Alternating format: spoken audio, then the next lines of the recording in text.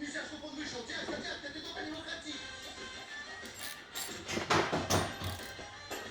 Паша, что за моряк? Соберись, Валера, никто не должен видеть.